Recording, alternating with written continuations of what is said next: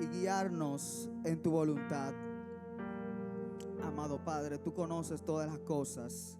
Tú eres que nos fortaleces, Señor, y nos reconfortas, amado Padre. Te pido, Señor, que nos ayudes a cooperar, sea a través de un mensaje, a través, Señor, de nuestra presencia. Pero si lo vamos a hacer, que lo hagamos, Señor, genuinamente, Señor, y entendiendo las necesidades que como cuerpo tenemos, Señor. Te lo pedimos, amado Padre. Mira que estamos aquí en esta noche.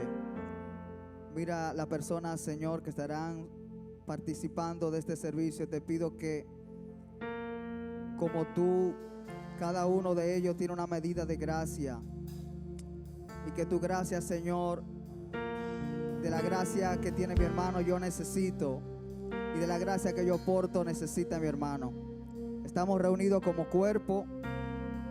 Te pedimos, Señor, que podamos entender, Señor, y someternos a tu divina, a tu buena y a tu perfecta voluntad. En el nombre de Cristo Jesús. Amén y amén. Dejamos por aquí a los ministros de la palabra.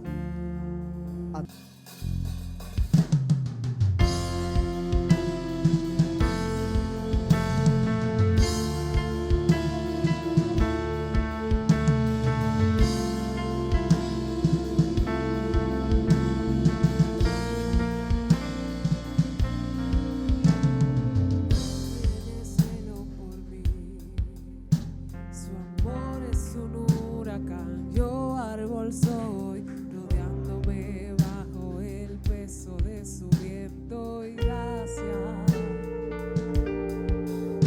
Y así de repente ya no recuerdo mi aflicción eclipsada en gloria.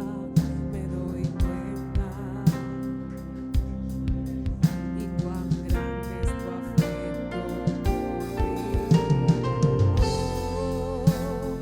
Él nos ama, cuánto Él nos ama, Él nos ama.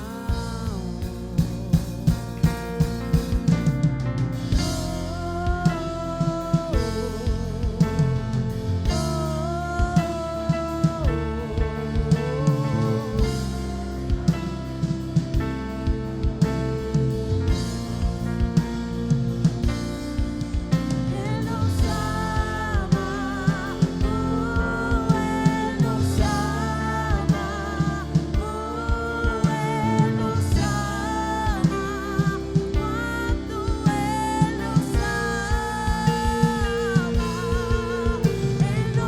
Él nos ama, Él nos ama, Él nos ama, cuánto Él nos ama.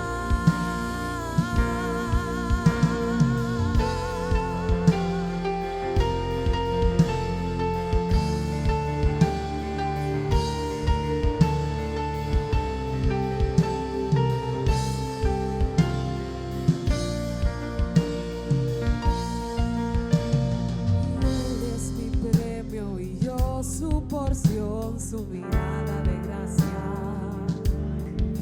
Si esta gracia es su mar, nos sumergimos.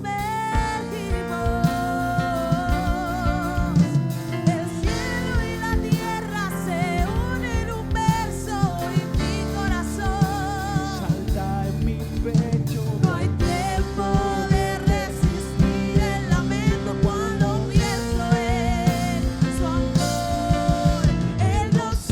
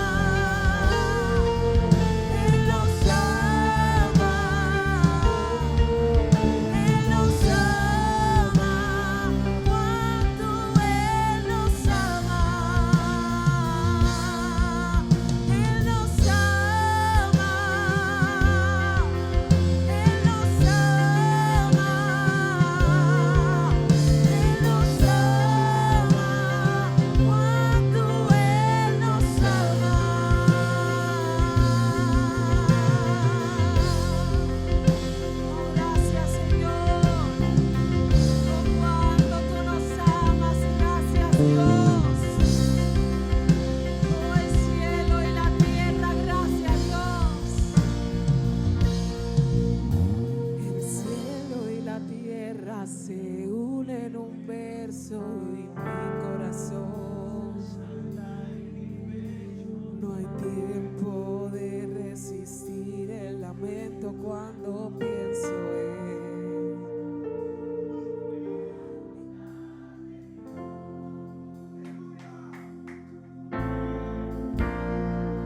mi vida ha sido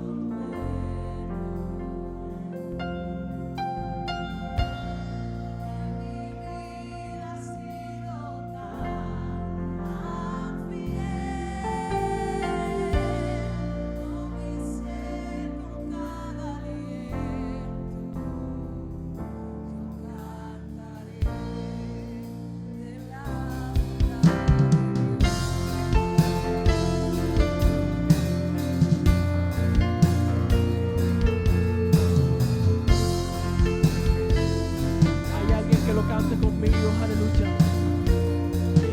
Por tu voz me has guiado por el fuego.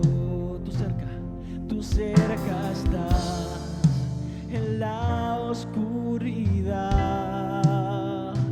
Desde el momento en que despierto hasta el anochecer, yo cantaré de la bondad de Dios. Alguien que lo cante conmigo.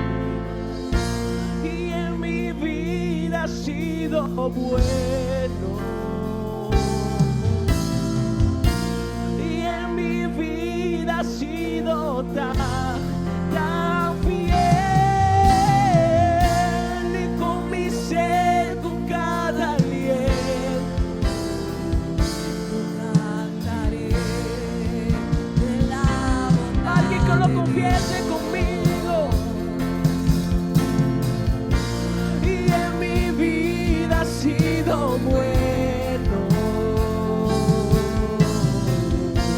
Y en mi vida ha sido tan fiel. Y con mi ser, Cada aliento yo cantaré de la bondad de Dios. y en mi vida ha sido bueno. En mi vida ha sido tan fiel. Con mi ser, con cada aliento, Cantaré de la bondad. yo quiero que lo repitamos otra vez. Oro a Dios para que nos permita descomprimir todo el deseo y todo lo que uno quisiera comunicar en esta noche. Vamos al libro de Mateo, capítulo 28, versos 19 y 20. Habemos muchos que yo sé que ya nos sabemos eso de memoria. Por tanto, id y haced discípulos a todas las naciones, bautizándolos en el nombre del Padre y del Hijo y del Espíritu Santo, enseñándoles que guarden todas las cosas que os he mandado. Y he aquí que yo estoy con vosotros todos los días hasta el fin del mundo. Oramos a Dios. Amado Padre, te damos gracias porque tu palabra nos permite entender la dirección correcta hacia donde nosotros vamos. Ayúdanos que esta palabra podamos guardarla y que podamos abrazarla y atesorarla para que como algo valioso nosotros entendamos qué debemos de hacer. Padre, en tu nombre hemos orado. Amén y amén. Pónganse, pueden sentarse.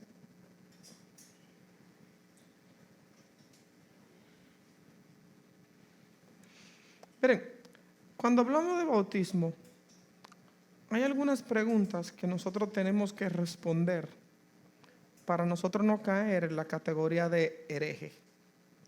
Sabemos que no existe forma de tú establecer un argumento bíblico si tú a cada respuesta bíblica o a cada escenario tú no le generas una respuesta. tú no ganas nada. Por ejemplo, en un momento, 1 Corintios, dice, ¿qué haremos con los que se bautizan en nombre de los muertos? Si tú vas a decir que tú no puedes, por ejemplo, los mormones dicen que hay que bautizar a los muertos por ese versículo. Si tú vas a utilizar ese texto como excusa de que hay un bautismo en nombre de todos los muertos, o de los muertos, por ejemplo, familiares principalmente, que es lo que ellos practican, tú tienes que generarle respuesta a los otros textos que la Biblia también menciona. A menudo nosotros se nos hace difícil ver la Biblia como un todo. Yo he comenzado con algunos jóvenes y le he dicho que una de las cosas que más difícil se nos hace a nosotros poder memorizar las Escrituras es porque no la conectamos.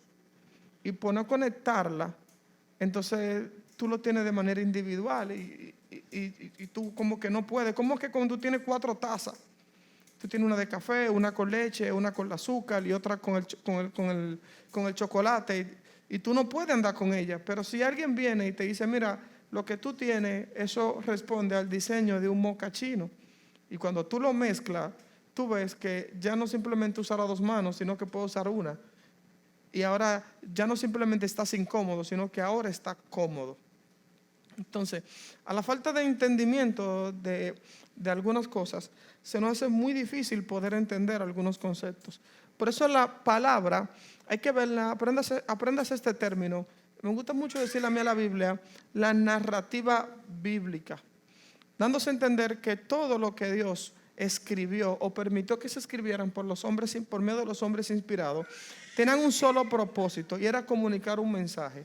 Y aunque fueron escritos de diferentes épocas y en diferentes lugares y en diferentes situaciones y desconectados, todos tenían la intención de producir un solo mensaje. Por eso nosotros tenemos que tratar de, cada vez que nosotros nos acercamos a las Escrituras, identificar cómo ese mensaje se conecta. ¿Por qué? Porque hemos dicho y hemos repetido y volvemos a decirlo, que Dios no tiene varios propósitos, sino que existe un propósito eterno. Y Dios, por diferentes vías, fue dando a conocer ese propósito. Por lo tanto, cada vez que usted va a acercarse a las Escrituras, usted tiene que entender y abrazar ese elemento de las Escrituras, cómo contribuye a tu entender en qué consiste ese propósito. Nosotros tenemos, esta pregunta deben ser respondidas a la luz de las Escrituras. Por estas motivaciones deben estar de manera correcta.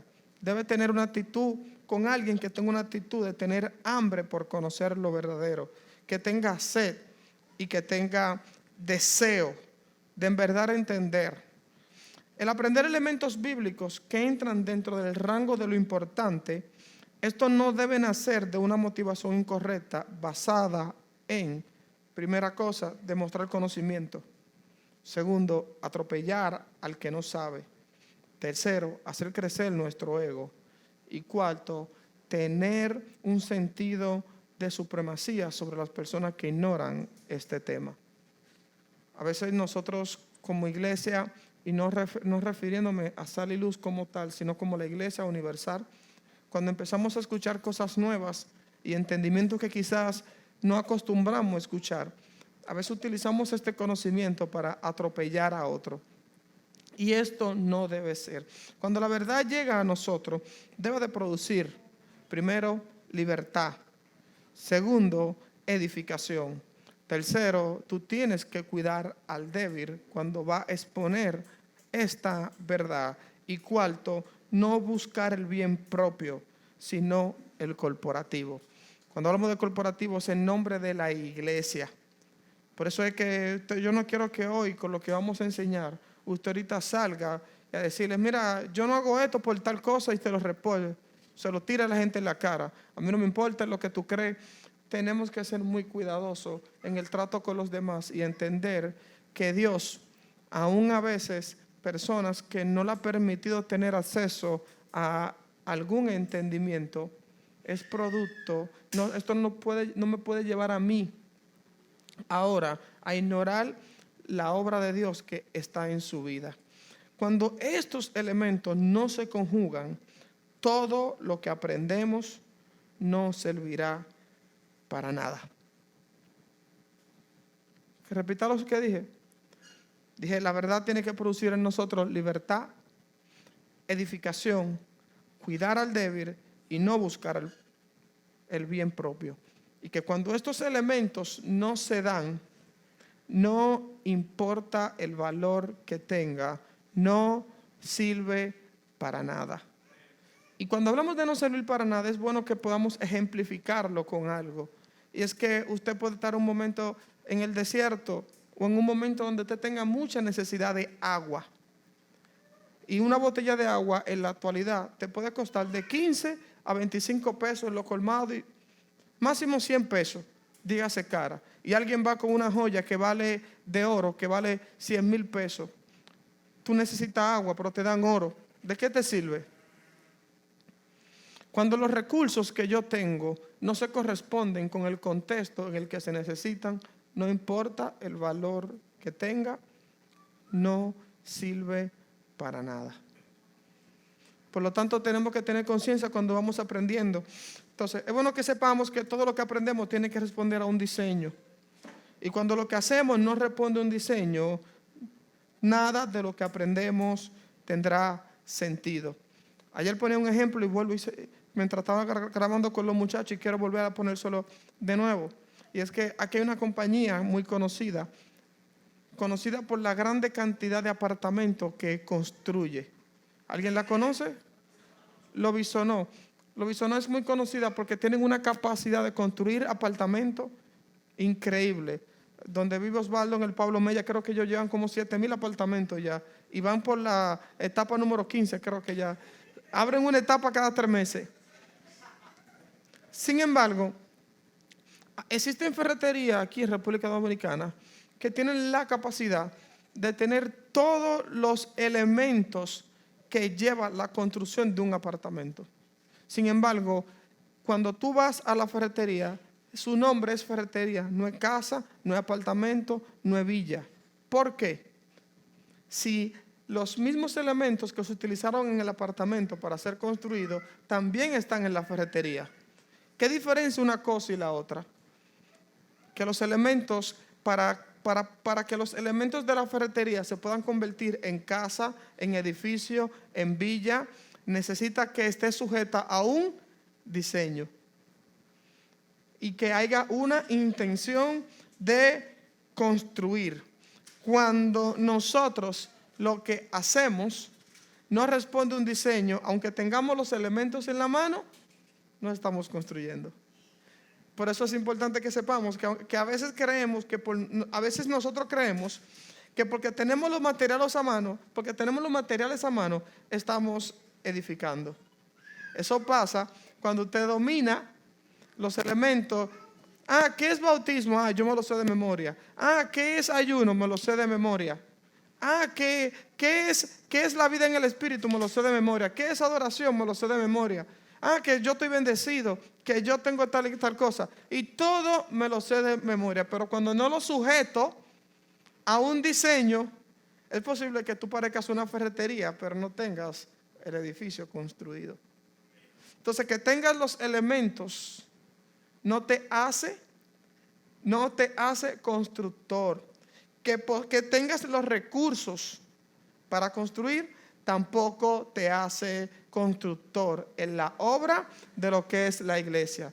Y es bueno que sepamos que se gastan muchas veces los mismos recursos haciéndolo bien que haciéndolo mal. Tú vas a algunas construcciones y tú ves columnas torcidas, vigas descuadradas, paredes mal puestas. Y yo estoy casi seguro que no faltó varilla, no faltó cemento, no faltó grava, no faltó arena, faltó diseño. Entonces, quiero poner este preámbulo porque no sirve que nosotros no podamos unir los elementos de construcción con el diseño, porque solo cuando los elementos de la construcción se unen con el diseño, entonces tenemos una obra. Y nosotros no queremos en ustedes darle información que en algunos casos pudiera ser hasta privilegiada, y no porque tengamos sentido de grandeza, sino porque el Señor ha permitido que nosotros seamos expuestos a alguna cosa que en algún momento quizás otros ignoran. Pero no queremos que usted salga de la mano con una mente de ferretería, sino con alguien que quiere construir un edificio, que es el diseño que establece las Escrituras. Entonces, dicho esto, hay 7 cosas que quiero que abordemos en el día de hoy. Y oro a Dios para que el tiempo podamos redimirlo. El primer elemento que quiero que abordemos se lo voy a dar a manera de resumen para después ir entrando de manera de detalles. Hoy abordaremos preguntas necesarias que hoy todos nos hacemos acerca del bautismo. El segundo elemento es los argumentos que sostienen esta práctica. El tercer elemento es el bautismo, dividido en 4 partes: lo que era, sus modificaciones en el tiempo, lo que hoy se hace y lo que realmente es. El cuarto elemento es por qué debemos bautizar, porque tenemos que hacerlo. Pero ¿por qué debemos bautizar? El quinto, los asuntos que el agua no resolvió. Algunos de nosotros hemos sido pasados por el agua, y hay algunos asuntos que yo quiero que hoy mencionemos, esos asuntos que el agua no resolvió. Lo sexto, la importancia de que el bautismo sea individual, de que cada uno aspire a ser bautizado. Y lo séptimo es la suficiencia de la palabra, que es lo que termina sustituyendo la obra que en el símbolo reflejaba un mensaje. Entonces, vamos al primer punto. Algunas preguntas que todos nosotros tenemos que hacer. Todo el mundo bautiza en agua. Si todo el mundo bautiza en agua, ¿por qué no lo hacemos entonces? Segunda pregunta, si Jesús se bautizó, ¿por qué yo no debo de hacerlo? Estoy hablando de bautismo en agua ahora mismo. Tercera pregunta, si los discípulos bautizaron en agua, ¿nosotros debemos de hacerlo? Cuarta pregunta, Felipe y el etíope también bautizó. ¿Por qué no? Cuando la Biblia dice un bautismo, ¿a cuál se refiere? Si hemos mencionado muchísimos tipos de bautismo, entonces, ¿a cuál se refiere? Y sexta pregunta, los apóstoles del primer siglo también lo hicieron, y hay datos históricos que también bautizaban. Eso hace que hablar de bautismo se ponga más difícil, más interesante. Dirá tú, ¿por qué? ¿Por qué? Entonces, miren, hay una pregunta que yo quiero hacer a ustedes, o que nos hacemos ahora que estamos enseñando. ¿Acaso nosotros tenemos alguna autoridad para desechar algo que la Biblia menciona? ¿Acaso nosotros tenemos alguna autoridad para desechar algo o una práctica que en la Biblia vemos? ¿Tenemos la autoridad nosotros de hacerlo, no? Vamos a las Escrituras. Y voy a ir un poco rápido por asuntos de tiempo. El libro de Juan, capítulo 16, verso 12 al 14, dice: aún tengo muchas cosas que decirle, pero ahora no la puedes sobrellevar. Hablando de que los apóstoles, los discípulos, había muchas cosas que Jesús tenía que enseñarle, pero Él no se las enseñó. ¿Y por qué no se la enseñó? Porque si se la decía, ellos no iban a poder, ¿qué? No iban a poder sobrellevársela. La pregunta mía es, si Jesús no se la enseñó, ¿quién se la enseñó? ¿Quién se la enseñó? El contexto inmediato, dice el verso 13, da una dirección acerca de esto. Dice, pero cuando venga el Espíritu de verdad, Él lo guiará a toda verdad, porque no hablará de su propia cuenta, sino que hablará todo lo que oyere. Juan 14, verso 25 y 26 dice: os he dicho estas cosas estando con vosotros, mas el Consolador, el Espíritu del Santo, a quien el Padre enviará en mi nombre, Él le enseñará todas las cosas y les recordará lo que yo he dicho. O Juan 7:31 dice: esto dijo del Espíritu que habían de recibir los que creyesen en Él, pues aún no había venido el Espíritu Santo, porque Jesús no había sido todavía glorificado. Estoy poniendo este contexto, señores, porque yo quiero que ustedes vayan viendo cómo las cosas van cambiando. Cuando Jesús era una cosa, Él dice: mira, cuando yo me vaya a pasar a un acontecimiento, que traerá algunos cambios. Y yo quiero que ustedes estén presentes a estos cambios. Ahora, seguimos con la misma pregunta. ¿Tenemos nosotros autoridad para desechar alguna obra que en la Biblia se menciona?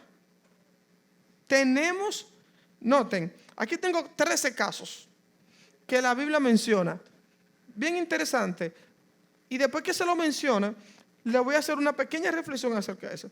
El primer caso pasa cuando en el libro de Hechos, capítulos 2, 3 y 4, cuando Pedro se está haciendo su primer discurso.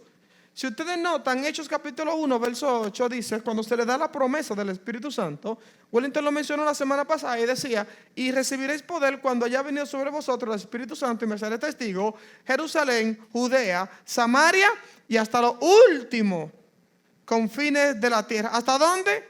Lo último, Mateo 28, 18, que fue el que leímos, dice, y por todo el mundo y predicad el evangelio. ¿Y por dónde? ¿Por dónde? Dando a entender que el mensaje del evangelio era para quién. Pues, sin embargo, en el primer discurso Pedro dice, varones israelíes. Y dirás tú, ¿qué tiene que ver con eso? Fácil. Tres declaraciones más acerca de Pedro. Segunda declaración que hace Pedro, y es que cuando Pedro tiene un problema con Jesús, con Dios en una revelación, porque Dios le está tratando de comunicar que vaya a los gentiles, y él entiende por medio de una sombra, dándole lo que es el alimento. Él dice, ¿cómo yo comeré cosa inmunda? Hasta que llega una tercera vez le dice Jehová, no le llame inmundo a lo que yo he limpiado. Inmundo en ese contexto se llamaba a los gentiles, porque estaban fuera del pacto.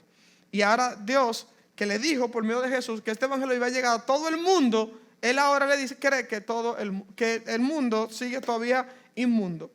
Dirás tú, ¿y qué tiene que ver eso? Tercer caso de Pedro. Pedro termina diciendo, verdaderamente el evangelio también es para los gentiles.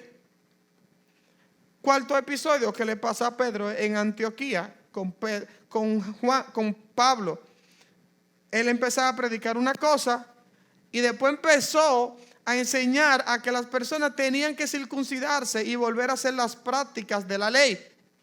Y dice Pablo que lo llamó cara a cara en público y le dijo, tú no, oiga, miren lo interesante, no le dijo que no estaba en pecado, le dijo, tú no andas conforme a la verdad. Leí una palabra ahorita que me llamó mucho la atención de un predicador donde decía, nosotros nos hemos acostumbrado tanto a creer que cuando decimos que estamos mal es porque estamos en pecado. Y eso no nos ha permitido a nosotros a que cuando estemos mal conforme a las escrituras, entonces no reconocerlo. Y eso es lo que pasa. Pedro tiene problemas con Pablo. ¿Por qué? Porque no anda conforme a la verdad. Otro caso que pasa en la Biblia de estos problemas, en el concilio de Jerusalén, Hechos 15, dicen que le vamos a enseñar a los gentiles. ¿Por qué ellos dicen que le vamos a enseñar a los gentiles? Porque todavía ellos mismos estaban como en confusión. Había muchas cosas que ellos no la estaban entendiendo, señores. Y una de las cosas que se nos hace difícil entender esto a nosotros es la bibliolatría, el idolatrar las escrituras. Y no es que la vamos a despreciar, pero nosotros idolatramos el texto al punto que tú tienes cualquier gente que se le hace imposible ponerle una cartera encima. Se le hace imposible ponerle algo encima a la Biblia. No le pone nada. Nada puede estar encima de la Biblia. Si la voy a poner en la casa, la Biblia tiene que estar en un lugar importante. La Biblia yo la tengo como algo sagrado y encontramos todas las formas de cómo tener la Biblia, pero nunca llegamos a tenerla adentro. Entonces, no sirve de nada que nosotros encontremos los elementos externos si al final no lo conectamos con los elementos internos.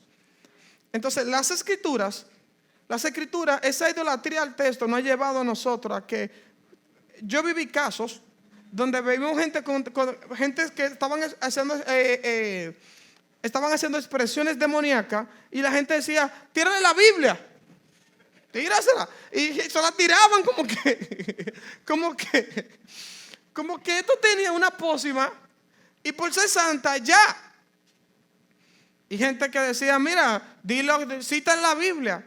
Y eso se ha trasladado a nuestras oraciones. Nosotros creemos que por citar la Biblia en nuestras oraciones van a ser más exactas. Y hemos desconectado el sentido de la vida del texto, aún aprendiéndolo a nosotros. Y quiero ponerle un ejemplo. Yo aprendí una historia que me gustó mucho acerca de un padre católico. Yo no sé si es cierta, pero me gustó la historia. Y es que el padre lo llaman a él para ir a evangelizar una ciudad donde la gente nunca ha ido al evangelio a él. Y el padre va, y la primera enseñanza que el padre decide enseñarle es el Padre Nuestro. Y él empieza a enseñar el Padre Nuestro. Y cuando pasa el tiempo, ve que la persona no lo aprenden. Nada más se aprendieron la primera parte: Padre nuestro que estás en los cielos, santificado sea tu nombre. Y cada vez que ellos iban por esa parte, luego le preguntaban al padre: Padre, ¿qué va después? El padre en un momento se enojó tanto que él dice: mira, yo me voy. Yo entiendo que esto no es mi llamado. Yo creo que se necesita que venga otra persona. Y cuando el padre decide irse, hubo un momento muy triste y los reúnen en la playa, porque cuando eso era en barco, y le hacen una ceremonia. Cuando el padre se monta en el barco, él, después que lleva una distancia, ve que él no logra ver el, ¿cómo que se llama? La orilla, ¿cómo se llama? En el horizonte donde está alejado la playa, él ve algo como oscuro. Y de repente, cuando ve que ve algo como oscuro, es que vienen gente caminando. Y la gente caminaron hasta el barco. Oye, caminaron encima del agua hasta el barco. Y cuando llegan a donde ellos le dicen: Padre, ¿qué va después de hacer la misma pregunta del Padre Nuestro? Y el padre le dice: ¿para qué le voy a enseñar más si ustedes lograron caminar sobre el agua? ¿Qué otra cosa tengo que enseñarles? ¿De qué me sirve yo quiero que ustedes aprendan el Padre Nuestro completo si su fe lo llevó a ustedes a caminar por las aguas? Enséñenme ustedes cómo ustedes alcanzaron esa fe. Asimismo, podemos hacer un paralelismo con lo que es el conocimiento y la vida.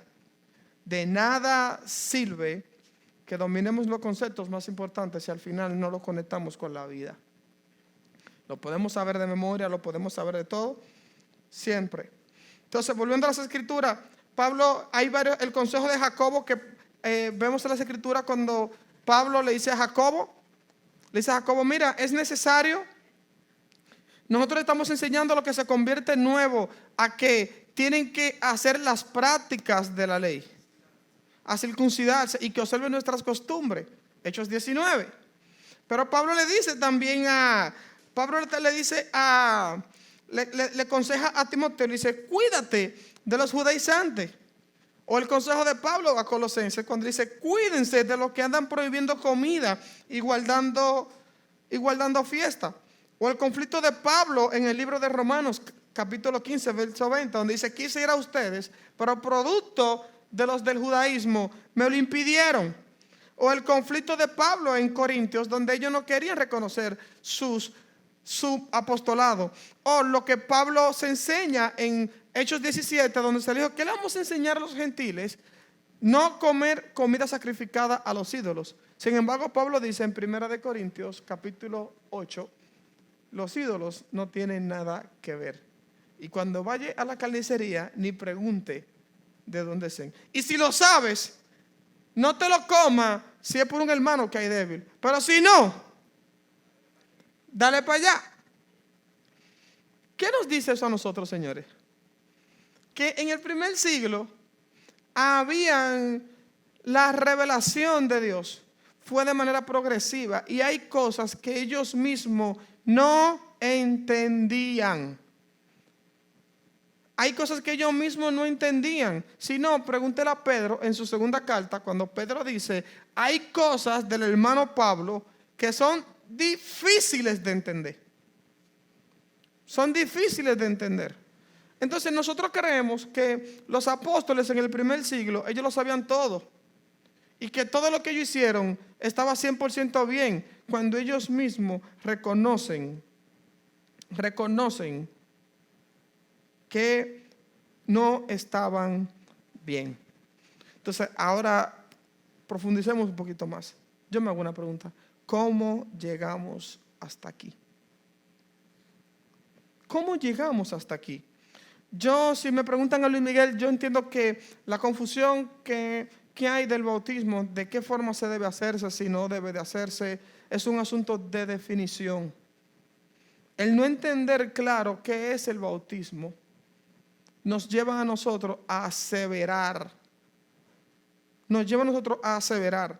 Y entrando en definiciones básicas, ¿qué es bautismo? Ni lo voy a leer para avanzar un poquito más. Bautismo es sumergir en. ¿Qué es? Sumergir en. Y viene de una palabra llamada bautizo, que la pastora Alicia lo explicó de manera muy, muy bien. Cuando decíamos el bautismo es cuando tú tienes una cubeta o algo con pintura y tú agarras un poloché blanco. Cuando tú el poloché blanco lo sumerges y lo sacas, ¿qué hubo? Hubo un bautismo. El bautismo no era garantizado porque era sumergido. El bautismo era garantizado si el color que había en la cubeta pasaba al poloché. Si no pasaba el poloché no fue bautizado, el poloché fue mojado. Y yo quiero que usted revise algunos que ya pasaron por agua. ¿Qué fue lo que usted pasó? Si usted fue mojado o si lo que había fue impreso en usted. Porque nosotros nos acostumbramos a que nos mojaran, pero no a que se imprimiera algo en mí. Y por eso vemos muchas personas que están locos por ser mojados,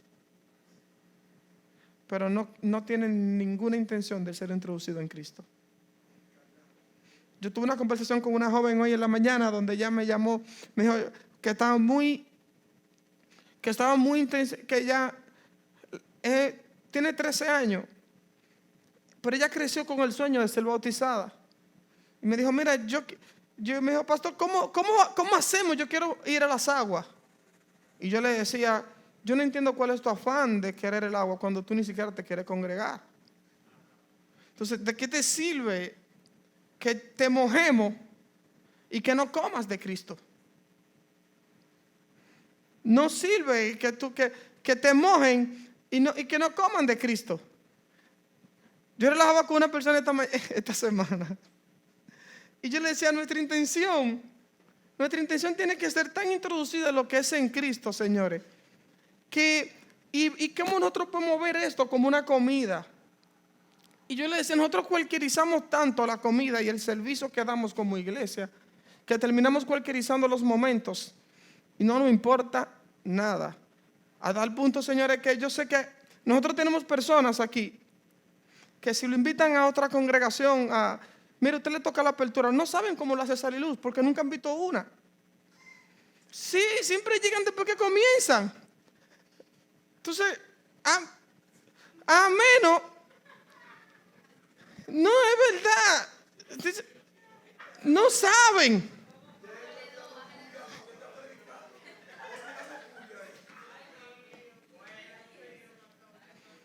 Entonces, no, pero es verdad. Y lo adelantan hasta el mensaje. Entonces, coincidimos en que el bautizar es sumergir en. Lo que tenemos que aprender a definir por las escrituras, sumergido en qué. Miren, estamos en la pregunta general, ¿cómo llegamos hasta aquí? Hay dos declaraciones históricas que quiero mencionar que fueron de personas muy importantes a la luz en los tiempos de la iglesia. Hay un hombre llamado Justino el Mártir. Él escribió: no hay otra manera de obtener la promesa de Dios sino solo esta: ser bautizado en la fuente. En el primer siglo, oye, que decía que no hay forma de tú obtener la promesa de Dios si no te bautizaba en agua. Ya ustedes pueden ver cómo esto vino sosteniéndose en el tiempo. Pero esto, le voy a decir algo porque sé que quizá no me dé el tiempo, pero yo saqué 18 cosas que la Biblia garantiza que hace la palabra, pero no encontré una que garantice que haga el agua. Entonces, es bueno que nosotros hoy se lo dejo de tarea porque sé que quizás no podamos llegar hasta ese punto hoy. Entonces, la segunda declaración histórica, Martín Lutero, muy conocido. Martín Lutero decía que el bautismo, que la salvación del hombre estaba cuando era sumergido en agua. Que el hombre que no se bautizaba no era salvo, decía Martín Lutero. Y por eso él decía que los niños había que bautizarlos. Ya ustedes pueden decir, ¿por qué yo le hago estas cosas? Porque yo quiero que ustedes sepan que el tema del bautismo no es nuevo. Las definiciones y los choques de cómo debe de hacerse, eso no es nuevo. Hay muchos años en eso, muchos años. A través de la historia han habido 14 modificaciones y más de 18 choques de grandes pensadores aparte de esto. Entonces, volviendo un poquito más, declaraciones actuales. Las motivaciones que hoy nos llevan a bautizarnos en agua, ¿cuáles son? Hay que bautizarse para poder ser miembro. Hay que bautizarse para poder votar en las decisiones de la iglesia. Hay que bautizarse para poder tener un cargo. Tú no puedes ser líder si tú no estás bautizado. Hay que bautizarse para poder tomar oportunidades. Y hay que bautizarse para hacer un acto público de fe. Estas declaraciones tienen algunas limitaciones dogmáticas. Para bautizarse hay que estar casado. Alguien que no esté casado no puede bautizarse. Y eso ha llevado a nosotros como iglesia a obligar gente que ni se aman a que se casen legalmente, simplemente para ser sumergidos. Y después terminan divorciándose. Pero estoy bautizado. Y eso es triste. Algunas religiones dicen que el bautismo es a partir de los 12 años. Que la edad mínima son 12 años. Y lo tercero es que no se puede bautizar a aquel que esté en yugo desigual. Eso es lo que en el contexto de lo que hoy se enseña. Eso es lo que la mayoría, por lo regular, practican. Reconocemos que los dogmas son necesarios siempre y cuando salvaguarden la fe. No puede existir ningún dogma que termine produciendo impedimento en el conocimiento de Dios. Sabemos que no podemos darle oportunidad a todo el mundo. De que hoy ya yo me convertí, sabemos que hay gente que lo hacen por apariencia. Sabemos que necesitamos ver que las conversiones sean genuinas. Y en el primer siglo se ven casos de que cuando gente eran bautizados de una vez, también era porque a ellos les costaba la vida esa decisión. Cuando alguien decía yo quiero ser cristiano, hasta lo mataban. Entonces, cuando tú ves que están matando gente y tú dices yo quiero ser parte, yo te voy a preguntar si es genuino. ¿Tú estás queriendo dar la vida? Eso es ahora que uno está medio dudoso, cuando hay gente que no te cree dar ni el tiempo y que se desaparece. Pero antes, cuando sabían que tú podías morir, tú no tienes. ¿Para qué discipularte? Tú estás dando la vida. Entonces, en esa cosa. Entonces, miren, dentro del contexto del bautismo hay declaraciones en que todos coinciden. Hoy en día, primera, el bautismo en agua no salva. Todos coinciden en eso. Casi todas las religiones coinciden que el bautismo en agua No sale, por lo menos toda la de corte evangélico. Segundo, el bautismo en agua es un símbolo. Todos coinciden en eso. Tercero, si Cristo viene, no importa que tú no estés bautizado. Tú te vas con Él. Todas coinciden en eso. Yo lo que no te puedo dar una oportunidad, pero tú te vas con Cristo. Sí.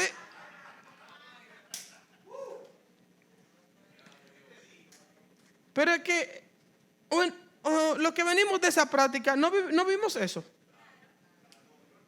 La pregunta mía es, ¿dónde sostenemos esto? Y sigamos entrando un poquito más. ¿Cuál es el origen de esta práctica? Yo quiero que ustedes sepan que la práctica del bautismo no comienza con Juan el Bautista.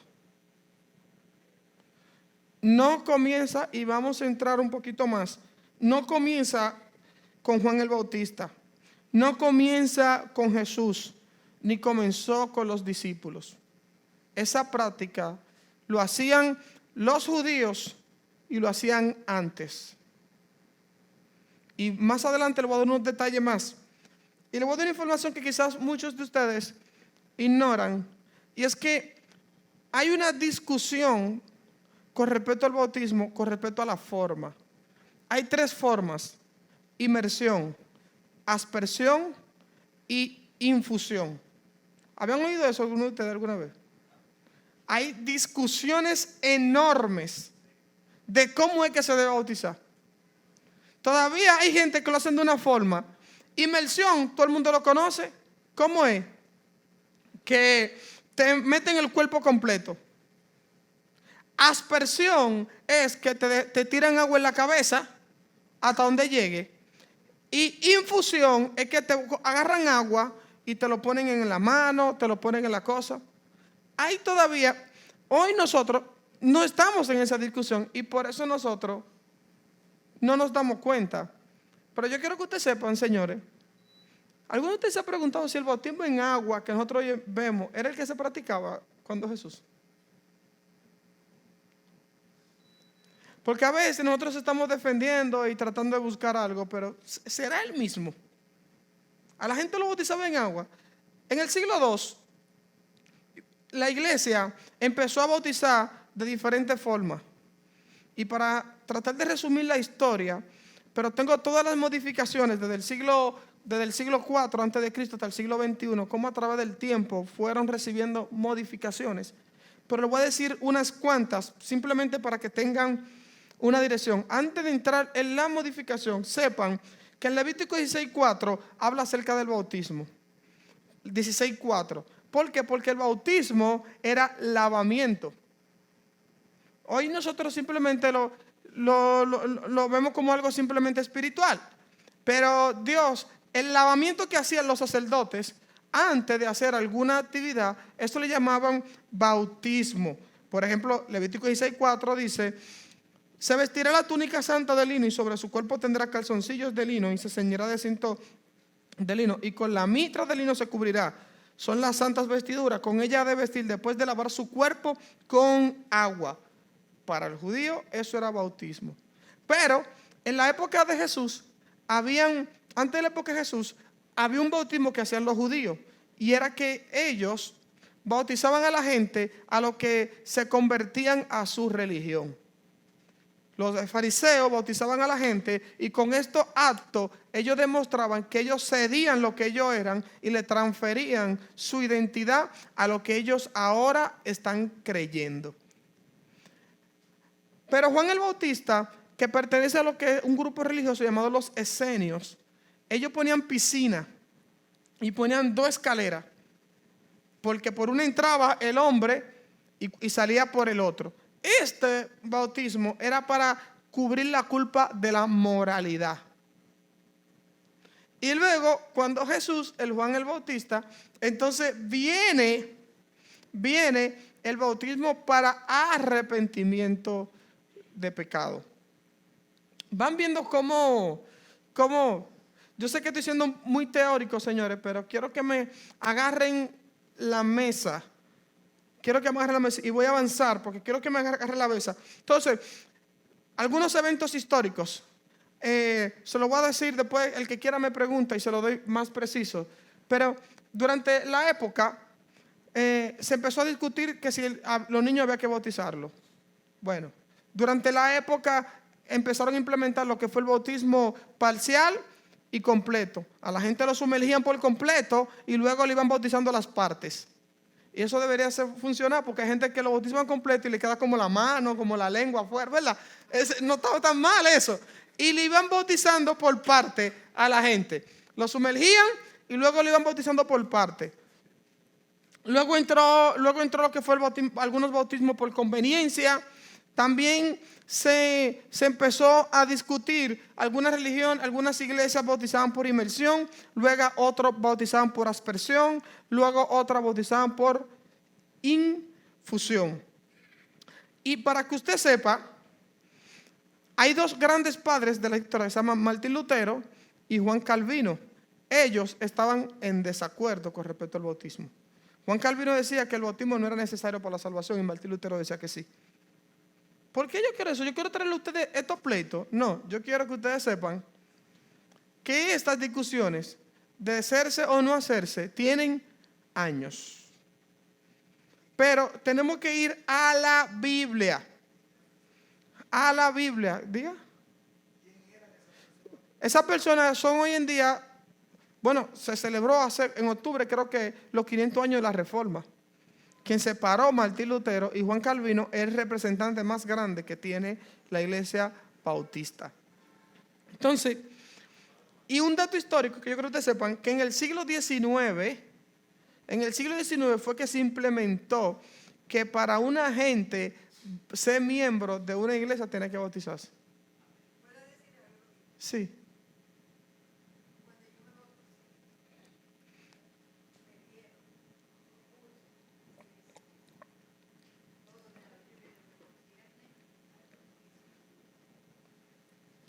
Excelente. Esa práctica nació en el siglo II con lo que se llamó los catecúmenos. Cuando decían que tenían, por eso todavía en las asambleas, a los que están tomando esa parte, le llaman catecúmenos, donde se le daba una clase, las iglesias lo determinan ellos. Yo duro un año, por ejemplo, cogiendo.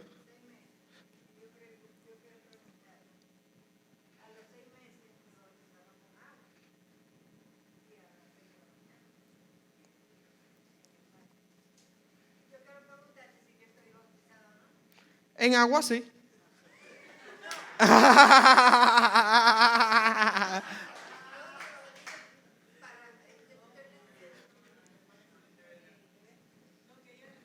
No, ella está bautizada.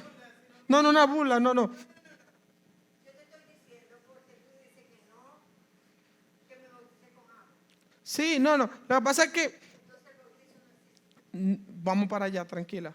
Vítame despacio que voy deprisa. Y me gusta porque sé que estoy captando su atención. Vamos bien. Entonces, le dije a ustedes, miren, por tanta información que tengo, volé esa parte que ya mencionó, de los catecúmenos en el siglo II.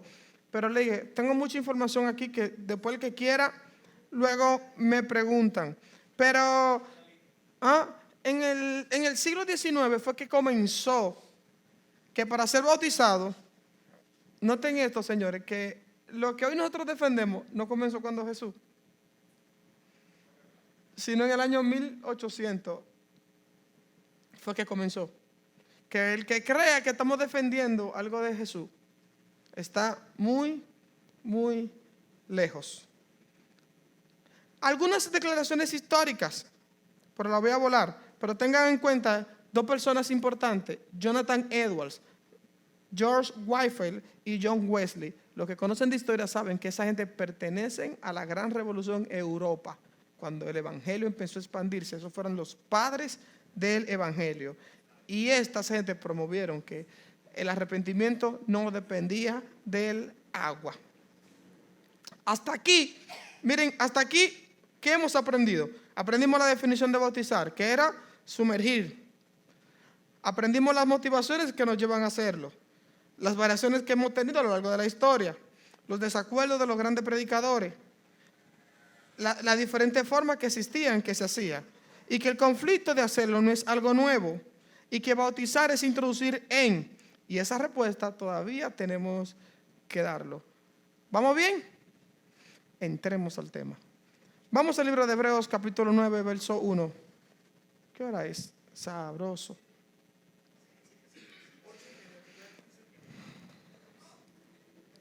Hebreos 9.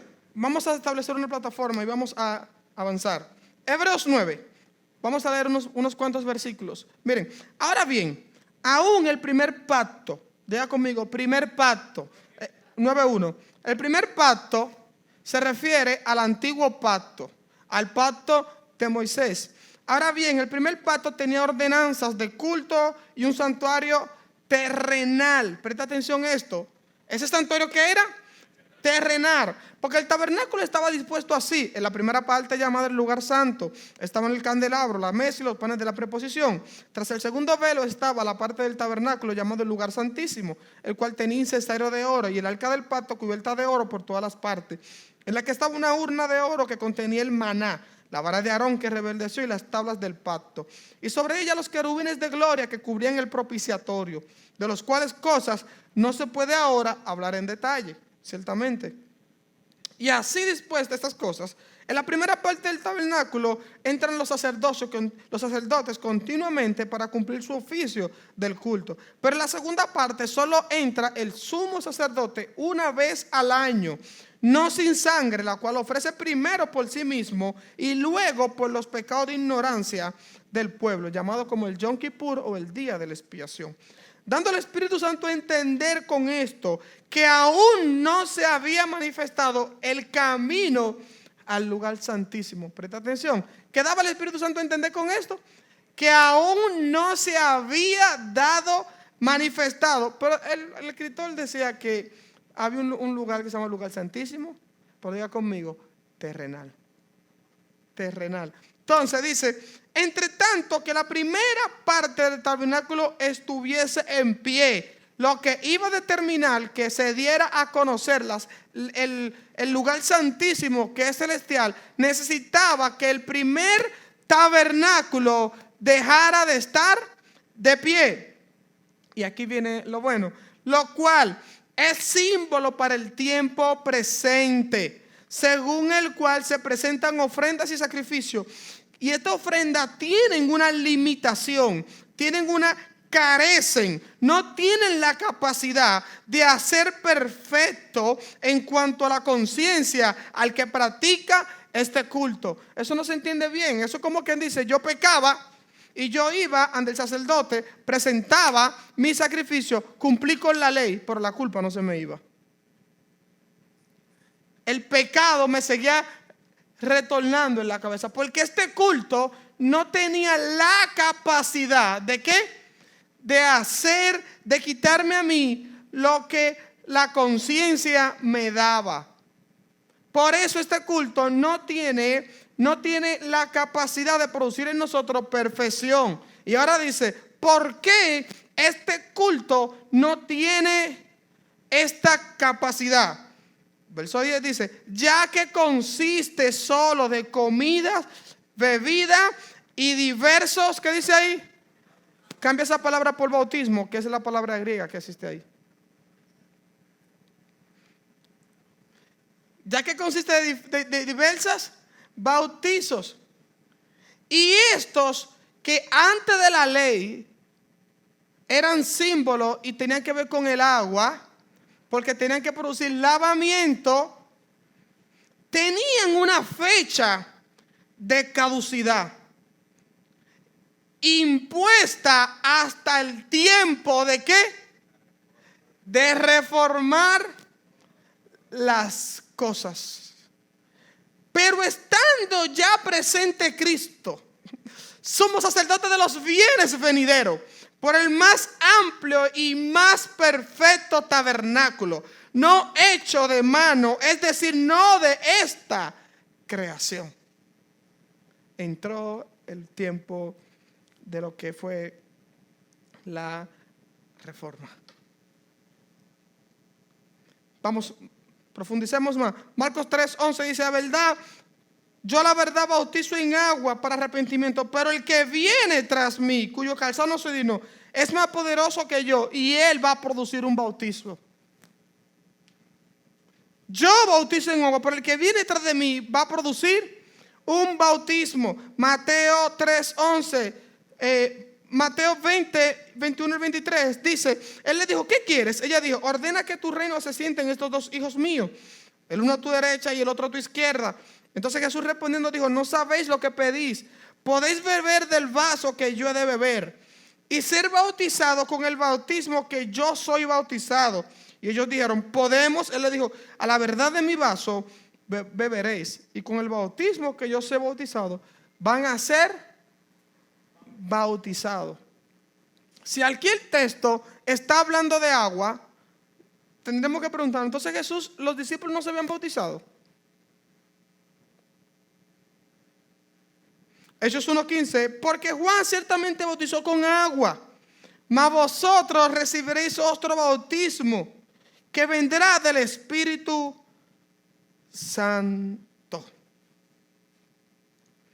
Una aclaración que yo sé que quizás no todos lo saben, y está en Marcos 7, 3 y 4, donde dice, porque los fariseos y todos los judíos, aferrándose a la tradición de los ancianos, si muchas veces no se lavan la mano,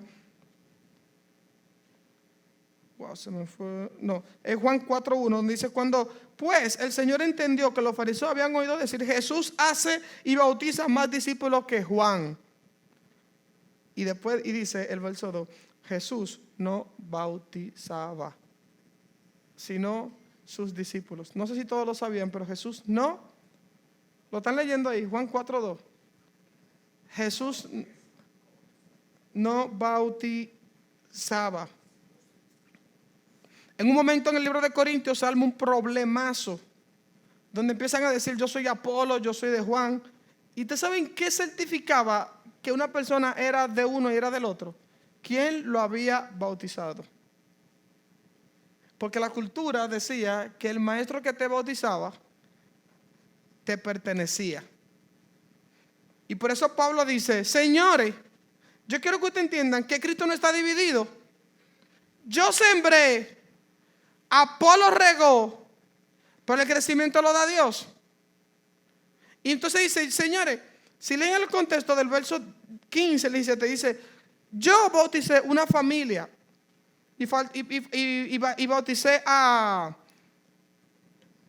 se me fue el nombre, el verso 16, 17 lo dice, yo bauticé a alguien, pero él termina diciendo, pues no me envió Cristo a bautizar, sino a predicar el evangelio. ¿Alguna vez le hemos prestado atención a ese texto? No me envió. Y dirás tú, ¿qué tú me garantizas que él está hablando de agua? El contexto, porque el contexto está hablando del bautismo en agua. Entonces dice, ese bautismo a mí no me envió. Y dirán ustedes, es que claro, señores, Pablo andó por muchísimas iglesias. Y si tú lees Romanos 15, Pablo dice, yo me propuse ir donde nadie había ido. Si Pablo fue donde nadie había ido, y él dijo que cuando él fue, le dijeron, a mí no me mandaron a bautizar en agua, ¿quién lo hacía entonces? ¿Quién lo hacía? Entonces, no se hacía. Pablo no enseñó. Y si ustedes lo notan más, en ninguna de las cartas de Pablo hay un mandato de que el bautismo en agua represente algo.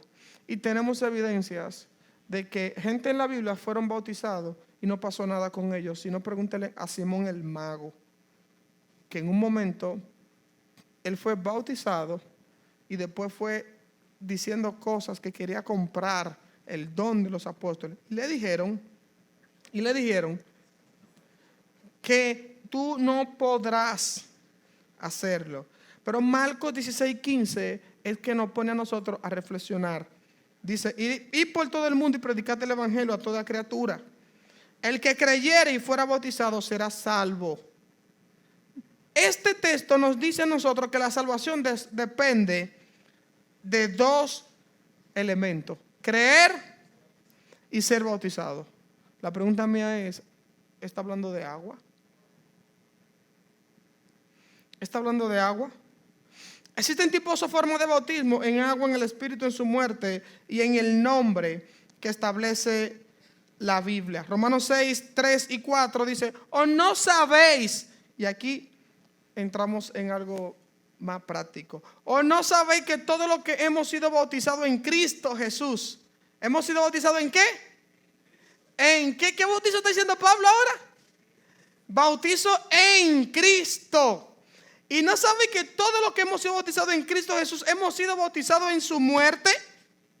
Entonces, bautizado en no tiene sentido si no entendemos, porque bautizado es sumergir ¿en qué? Entonces, esto conéctelo con iglesia.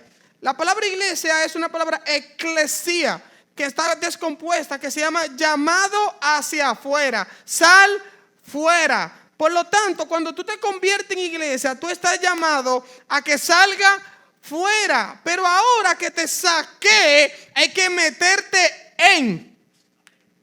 Entonces, el bautismo es el proceso de salir fuera porque te conviertes en iglesia y te meto en, pero no en agua, sino en Cristo.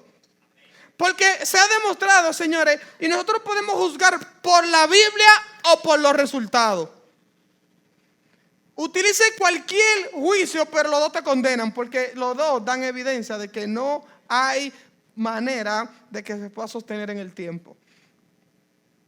La Biblia o los resultados. La Biblia no te lo garantiza, pero tampoco los resultados. Entonces, tengo muchas cosas, pero no me voy a decir 3 elementos. Tú fuiste sacado de la condición de la muerte, de la potestad de la tiniebla, de tu condición de muerte. Tú estabas en ira. Y era hijo de la ira, tenía enemistad contra Dios. Y hay muchas cosas más, pero no tenemos el tiempo. Entonces, nosotros somos introducidos en. Y voy a ir rápido porque quiero llegar a un punto. Miren, la iglesia, la Biblia la define con 8 características. Y no voy a entrar en detalle, simplemente se la voy a mencionar para que usted sepa en qué tú tienes que ser introducido. La iglesia es definida como un cuerpo. Por eso a ti te llaman fuera, para introducirte en un cuerpo. La iglesia es definida como la institución espiritual del reino de Dios. La iglesia es definida como matrimonio. La iglesia es definida como el edificio de Dios. La iglesia es definida como la casa de Dios. La iglesia es definida como la familia de Dios. La iglesia es definida como el pueblo de Dios. Y la iglesia es definida como la plantación de Dios. Entonces, nosotros pasar a eso es el proceso de la inmersión. Entonces, algunas cosas le voy a decir unos por qué. No voy a poder leérselo todo, pero le voy a decir unos cuantos. ¿Por qué hay que estar bautizado en Cristo? Porque la creación y la nueva creación es en Cristo. El camino a la vida eterna es en Cristo. La herencia incorruptible es en Cristo. La seguridad de la salvación es en Cristo. La renovación de la mente es en Cristo. La promesa de la vida abundante es en Cristo. La paz que sobrepasa toda comprensión es en Cristo. Ser hijo de la luz es en Cristo. La seguridad de la resurrección futura es en Cristo. La seguridad de la adopción es en Cristo. La promesa de ser más que vencedores es en Cristo. Estamos completos y perfectos solo en Cristo. La iglesia es en Cristo. Ser uno es posible solamente en Cristo. La salvación es en Cristo. Y podemos decir más cosas, pero por eso tenemos que nuestro bautismo tiene que ser en Cristo, porque la garantía de lo que nosotros somos lo encontramos ¿en qué? En Cristo. Por eso vemos, señores, que muchos de nosotros fuimos bautizados en agua y vimos que el agua no resolvió, no cambió mi carácter. El agua no me hizo una gente más responsable. No me quitó la enemistad con los amigos. No me quitó el pensamiento que yo tenía hacia el mal. El agua no me quitó mis fuentes de entrada, no me cambió lo que yo veía, no me cambió lo que yo oía, no me cambió lo que yo leía. Seguí siendo el mismo. El agua no me cambió mis actitudes. El agua no resolvió mi falta de entrega. Y el agua no resolvió mi carácter de irresponsabilidad que nosotros hoy a veces tenemos. Entonces, no resolvió nada. quiero finalizar, quiero ver si puedo finalizar con algo para que usted me preste atención. Miren, el bautismo tiene que hacerse individual porque esto no se transfiere ni por herencia, ni por el transporte, ni por YouTube. Y digo YouTube porque yo sé que han habido algunos que se han tomado la tarea de que no se congregan, pero te dicen, yo lo veo por YouTube. Y aunque creen aunque creen que ante mí no hay problema, se engañan a sí mismos. Esto no se trata de lo que tú puedas hacer. Esto no va con los padres. Miren, sal y luz. Yo estaba meditando esta semana y la semana pasada que nosotros como iglesia tenemos una ventaja, pero tengo ciertos niveles de alerta que se me levantan. Porque nosotros somos una iglesia muy familiar. Y eso me gusta y mucha gente ama eso. Pero veo cómo a veces nosotros caemos en ciertos extremos en la familiaridad. Dirás tú, ¿en qué? Claro, hay familias que vienen 6, 4, 8 juntos y de que hay alguien en la familia que es el motor, tiene una excusa, faltan todos. Entonces, ¿cómo vemos este impacto que esta familia tiene que llevar hasta el punto más lejos? Aquí hay mucha gente que vienen juntos. Algunos vienen con Wellington, otros vienen con Osvaldo, otros vienen con Ángel, otros vienen con Johnny. Tú tienes que hacerte la pregunta. Si el motor que te trae se detiene, ¿tú puedes venir solo? Algunos que dependen de sus parejas. Si tu esposo se queda, ¿viene tú como esposa? Si tu esposa se queda, ¿viene tú como esposo? Si tu novio se queda, ¿viene tú como novia? O si tu novia se queda, ¿viene tú como novio? A veces pareciéramos como que hay un efecto dominó en la familia. Cuando algo pasa en la familia, sueño a Dios de generar personas independientes, unidos en familia, pero independientes en la causa, que no tengan que depender de otros. Habemos algunos que sabemos las luchas que estamos teniendo en otros hogares, porque si el que pone la chispa no va, se quedan todos. Y tranquilizamos nuestra conciencia diciendo, yo lo veo y yo me alimento. La vida del cuerpo, alejada del cuerpo, por más importante que eres, no sirve. No sirve. El bautismo garantizaba, señores, el bautismo en agua garantizaba lo que era el lavamiento y la purificación. Entonces, miren esto. ¿Qué es lo que lava? ¿Qué es lo que limpia? ¿Qué es lo que purifica? ¿Qué es lo que produce la garantía? Según Juan 15, dice, el que oye la palabra tiene vida eterna. El que hay que permanecer en la palabra. La palabra es que tiene la capacidad para darnos herencia. La fe viene por el oír y el oír la palabra. Hay garantía en el que retiene la palabra. La palabra produce limpieza. La palabra produce purificación. La palabra produce lavamiento, regeneración y renovación, según Tito 3:5. La palabra produce renacimiento y cambio de simiente. La palabra permanece para siempre. La palabra es la profecía más segura. Los cielos fueron hechos por medio de la palabra. La palabra de verdad nos hizo nacer. La palabra es que tenemos que ser hacedores de ella. La palabra produce santificación. La palabra, cuando se retiene, nos ayuda a convencer a lo que nos contradice en Tito 1:9. La palabra es la que es viva y eficaz y más cortante que toda espada. Y la Biblia dice que la palabra en el principio estaba, y la palabra era con Dios, y la palabra era Dios, y esto era en el principio con Dios. Todas las cosas por Él fueron hechas, y sin Él nada de lo que había sido hecho fue hecho. En Él estaba la vida, y la vida era la luz de los hombres. La luz en las tinieblas resplandece, y las tinieblas no prevalecen contra la palabra. Pongan sobre sus pies y vamos a dejarlo aquí.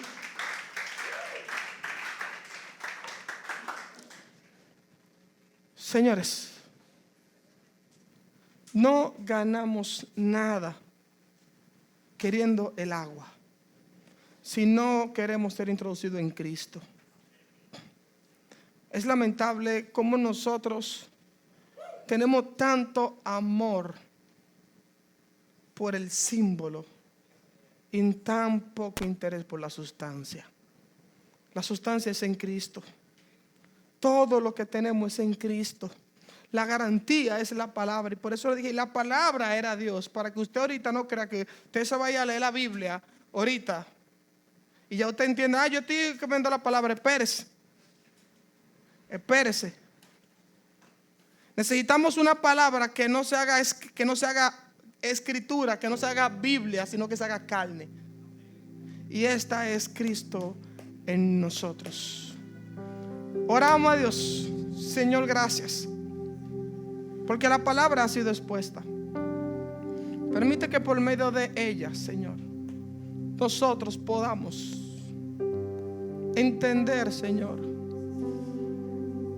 y que esta ponga en evidencia aquellas correcciones que nos hacen falta, Señor.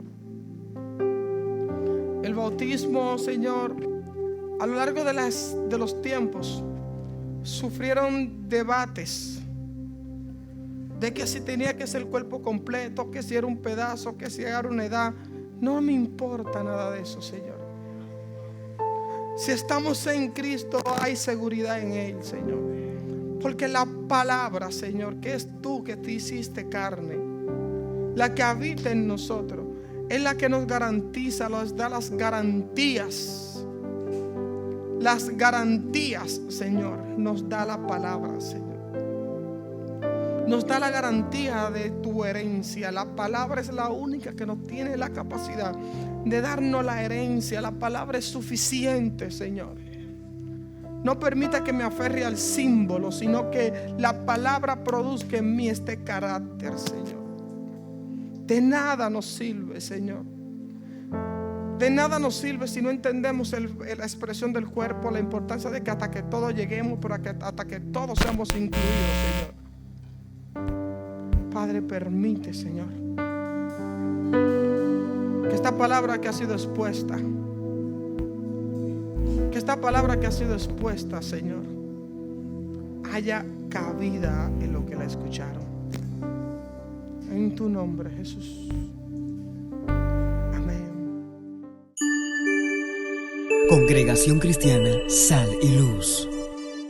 Año 2023, año para redefinir. Segundo trimestre, la vida en el Espíritu.